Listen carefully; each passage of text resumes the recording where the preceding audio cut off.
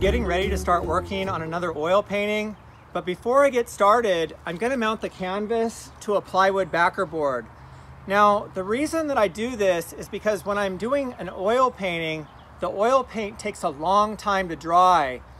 And when I go to move the canvas around, and I paint the edges, by the way, so when I go to move the wet painting around, it's really easy to smudge the paint. So by mounting the canvas to a plywood backer board, it helps me when I move the wet painting around so I don't touch the wet paint at all. And then if I want to hang it on my wall, I can easily do that because I can just put a hanger on the plywood backer board and then hang it on the wall when the canvas is wet so it can dry while it's hanging on the wall and I can look at it while it's drying.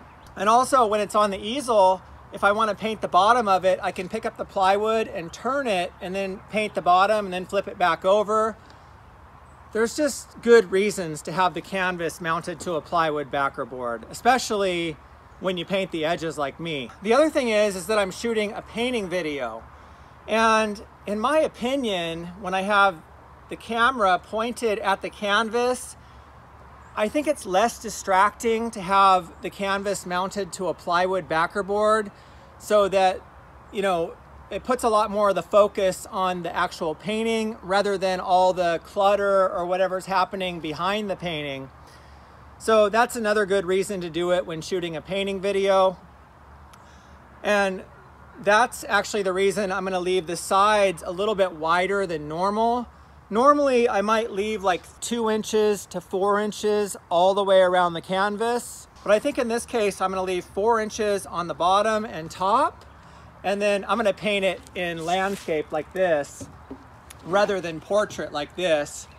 So by painting it in landscape, you know, the camera angle is much wider than the canvas.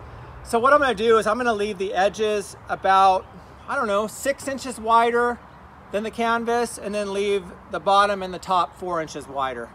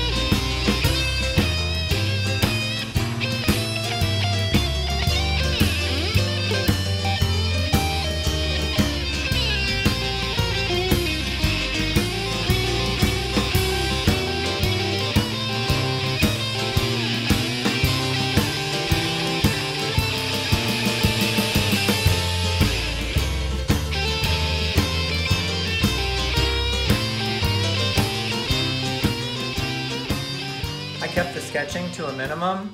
Now, if I wanted to do a really accurate oil painting, what I could have done is I could have drawn on a lot more grid lines. I could have done a lot more sketching and even sketched in some of the really small details before I start painting. But for me, with an oil painting, it's actually perfectly okay if things are a little bit out of place. And this is just my opinion, but sometimes I actually think it makes the oil painting more interesting if things are a little bit out of place. And that's the chance I take by just painting and not really doing a lot of sketching before I get started. Now with the base coat, I want to keep the paint really thin. So what I'm going to do is I'm going to dilute the oil paint with some linseed oil. And I put the linseed oil inside this bottle so I can just add small drips if I want to. But what I'm going to do with my base colors is I'm going to mix in quite a bit of linseed oil. And I almost think of the base coat as almost like doing a watercolor with oil paints. That's how thin I want the paint. And what I can do with these pencil lines is I can work the paint over the pencil lines a few times. And it doesn't completely erase the pencil lines, but it definitely fades them down and makes them much less visible. So what I'm going to do is I'm going to mix up some paint right now and then get started on the base coat.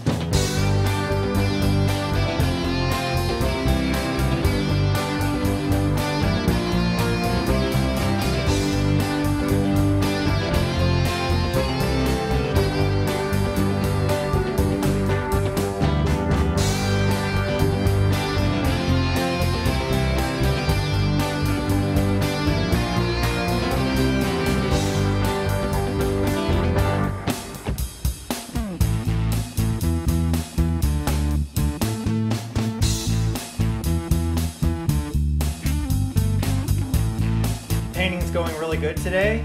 I'm making some decent progress, but I'm really in the mood to go out and get some exercise.